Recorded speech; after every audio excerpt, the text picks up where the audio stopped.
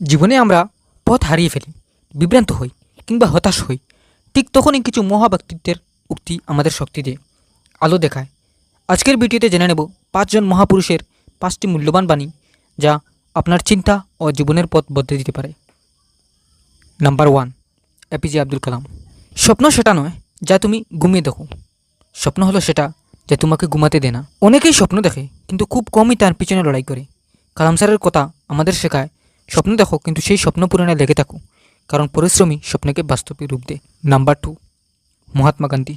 তুমি পৃথিবীতে যে পরিবর্তন দেখতে চাও, নিজেই সেই পরিবর্তন হও। আমরা চাই সমাজ বদলাক, লোকেরা বদলাক, কিন্তু গান্ধীজি বলেছেন, তুমি যদি চাও সবাই ভালো হোক, তাহলে তোমাকেও আগে ভালো হতে হবে। বদল শুরু হোক নিজের ভিতর থেকে। নাম্বার 3, পয়গম্বর সাহেব।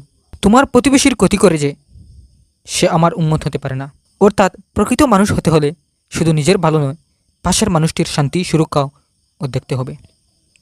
আসল ধর্ম বা আদর্শ তখনই পূরণ হয় যখন মানুষ মানবতার দায়িত্ব পালন করে। Number 4, Steve jobs. আপনার সময় সীমিত, তাই অন্য কারো জীবনের ছায়া হয়ে সেটা নষ্ট করবেন না।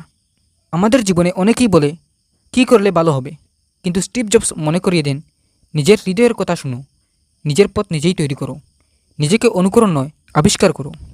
নাম্বার 5, শ্রীরামচন্দ্র। ধর্ম কখনো শক্তির প্রয়োগে টেকে না, বরং ন্যায় এবং দয়া দ্বারা টিকে থাকে। শ্রীরামচন্দ্র তার জীবনে যে মূল্যবোধ অনুসরণ করতেন তা ছিল সত্য, ধৈর্য ও অন্যায়ের বিরুদ্ধে ন্যায়ের পক্ষে দাঁড়ানো। এই বাণী আমাদের শেখায়, ক্ষমতা নয়, আদর্শই বড় শক্তি।